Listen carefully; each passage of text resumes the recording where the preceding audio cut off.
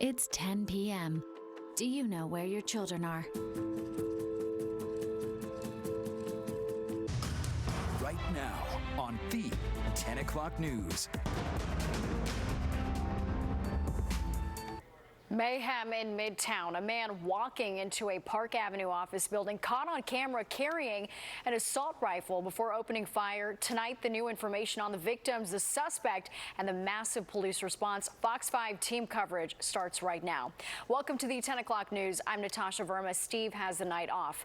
An NYPD officer is among those shot. Authorities are expected to speak at any moment. We have live team coverage from the scene in Midtown to the hospital on the Upper East Side where victims are being treated. Let's kick things off with Fox 5's Linda Schmidt on the scene. And Linda, this is a very fluid situation tonight. Natasha, it sure. I do have to tell you this. From the moment that we got here at about 6:20 tonight, it was organized chaos out here. People were running in the street. There was panic. There had been reports of an active shooter, and people were not really sure what they were dealing with. You'll see some of that video in just a moment. But first, I'm going to step out of the way because I just want you to take a look at what the scene looks like right now. I'm at 50th and Lexington. We are right around the corner from that building where this happened earlier tonight. And as you can see, it is much calmer out here. There are still plenty of police. I would say there's got to be at least 100 police officers within like a 4-block area out here in Midtown remaining tonight. But the mayor is at New York Presbyterian Hospital, which is where the New York City police officer was taken. There were also some other people that were shot inside that building. They are likely as well at New York Presbyterian Hospital, which is about 22 blocks from here. And the mayor is going to be having a news conference shortly.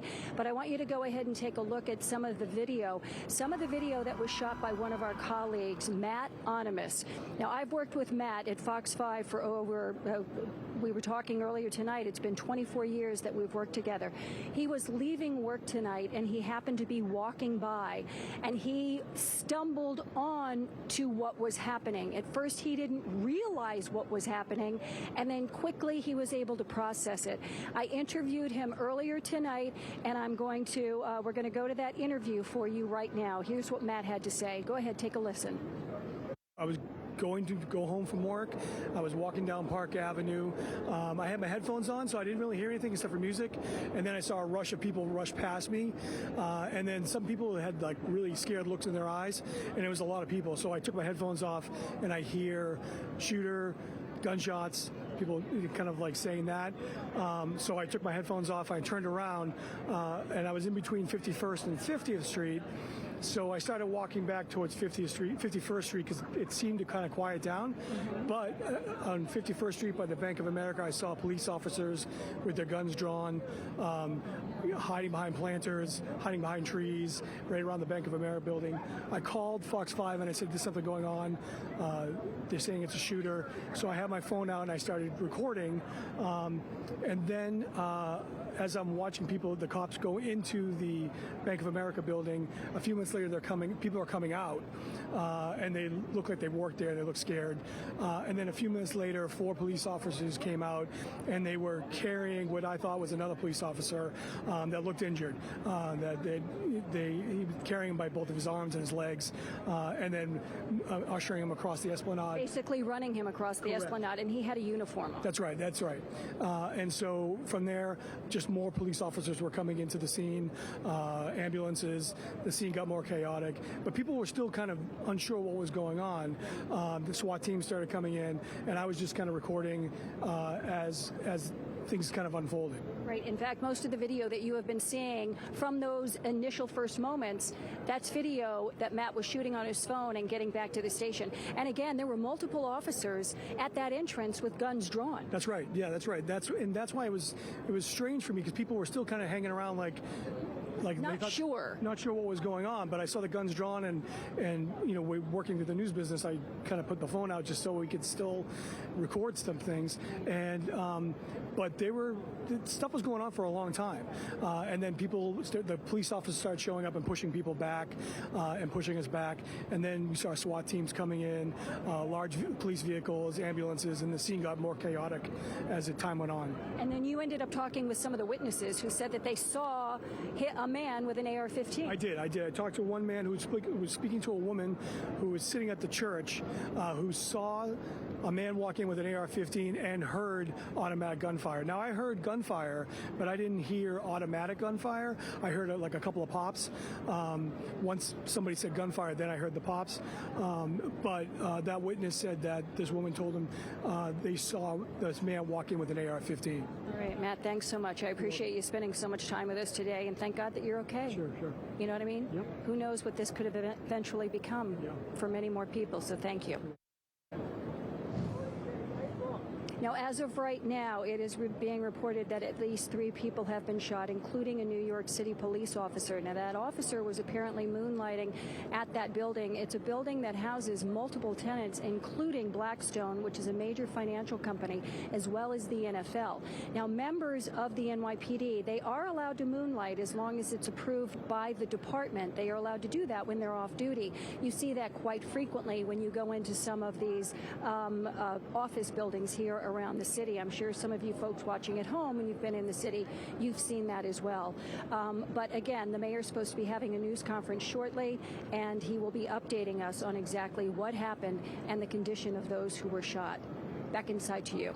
Yeah, I'm glad that Matt is okay. Just such a terrifying ordeal today. All right, Linda, thank you so much. Now we want to head to Arthur Sheehan, who's live outside New York Presbyterian on the Upper East Side, where the victims were taken. Arthur, what are you seeing there? At last check with you, it was a very tense situation. Yeah, and it is still a tense situation. You're right. We were outside the last time you saw us. We've just moved inside a building here at New York Presbyterian Weill Cornell Medical Center. This is 68th Street and York Avenue. This is where a number of officials are, as you can see behind us, are going to be speaking and giving their first briefing that we will witness about exactly what went down here. There are 3 locations that we're aware of where people were brought as a result of this shooting. You have this location here. We heard some people might have been brought over. Some of the victims might have been brought over to Bellevue, but it's worth pointing out that there might also be victims still at the scene at that building, and those would be people who are beyond medical help.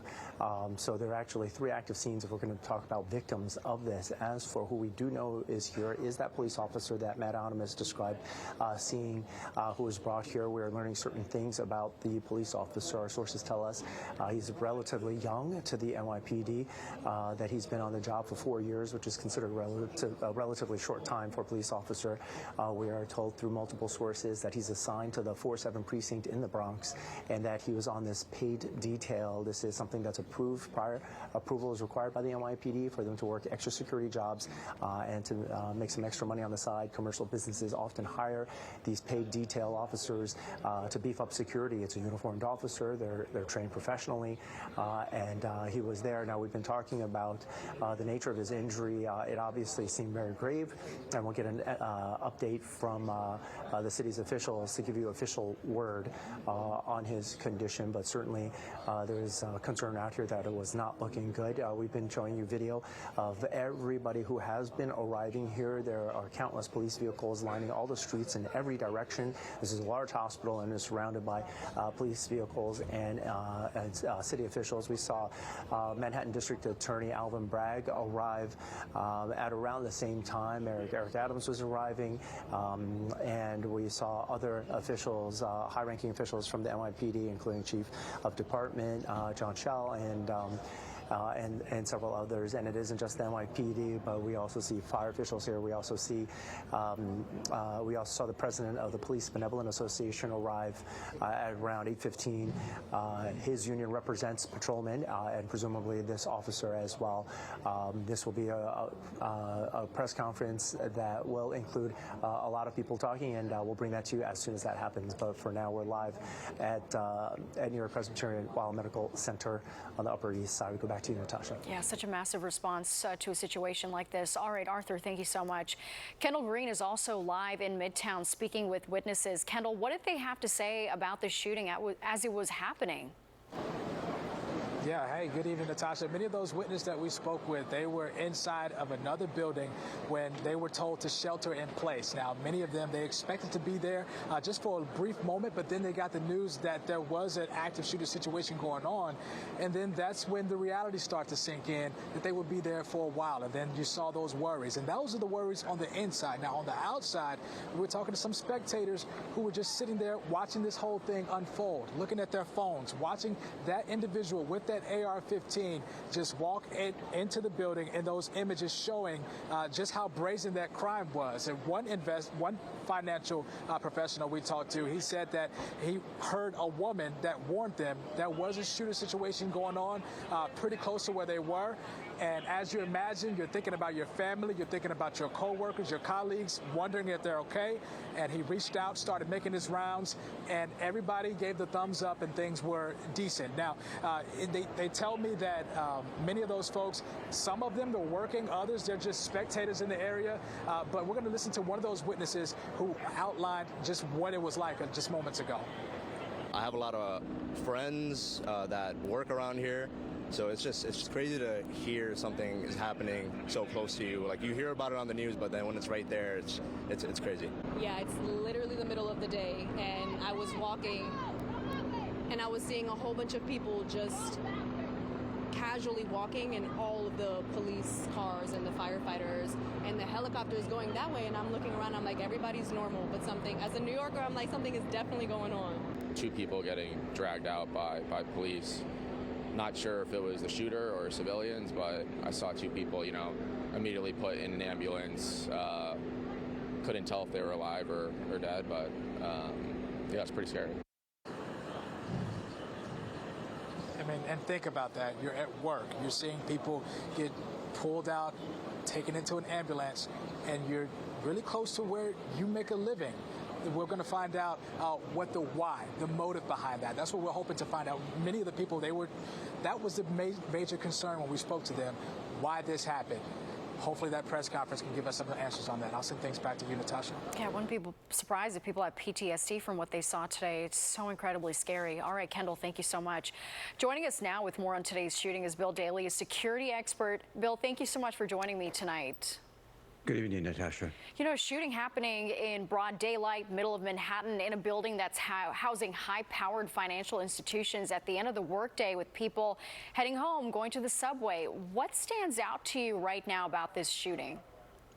Well, a couple of things stand out to me. First of all, it appears this individual was with an intent. So if this was somebody who just was looking to cause harm and mayhem and death in New York City, certainly there'd be a lot of other targets in and around on the street outside the building or in any other part of New York City. So if you see with the way that he was walking into this building, it was with intent and with a design to get into a specific place in that building, I believe. Natasha, it's interesting is that over my career, I've actually been in that building as a visitor a number of times. And I can tell you that the lobby security is very tight. They have a security desk where you need to sign in. People just can't walk in off the street and say, I want to go up to a certain office or visit someone without being invited. And then there's also automatic or electronic security portals that people need to pass through in order to go into the elevator bank. So it's very tightly secured, and it sounds as though with that paid detail, the off-duty police officer was there as additional precaution by building management, either just out of an abundance of precaution, or we don't know whether or not there was any pre-information about somebody who may have been making threats against someone in the building. But Natasha, that building, as was mentioned by Linda Schmidt and others, is that it has a number of high-profile organizations from Blackstone Investments to the NFL. I think even the company, the building management company, is well known that has offices in that building. So it's not just the companies, but also there are pretty well-known personalities associated with those companies that are also in the building. So we don't know at this point who or why they were targeted.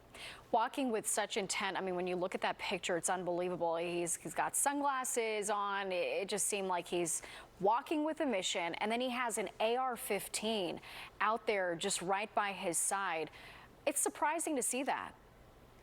Well, most certainly it's surprising to see it. And having worked really all my career in New York City, I can tell you is that, as much as New Yorkers kind of look the other way when they see all kinds of different things happening on the street, certainly when you would see something like that, immediately draw your attention, and you know that's not supposed to be. He wasn't dressed as a police officer. There was no intent to kind of disguise it. He was carrying it out in the open. The other part of this, too, is that there's reports that this individual, the shooter, is connected with or has lived in or came from Nevada, perhaps Las Vegas. So I'd probably say at this point, the investigation is quickly ensuing to where folks from the FBI, where I used to work many years ago, are now working to identify who else possibly was aware of his plans. Who else could he been associated with? Checking, perhaps getting an immediate search warrant to search his residence, where they may be able to look at computers or other writings that he may have, just to understand both why, but more importantly, more immediately, is are there any other people who are out there with a similar intent or who are co-collaborators who need to be brought in and brought to justice. Yeah. All right. We have to leave the conversation there. Bill Daly, thank you so much for joining me. You're very welcome. Well, our breaking news coverage continues. Sources say the Midtown shooting suspect is dead. We are back live from the scene with new information coming in right now. Stay with us.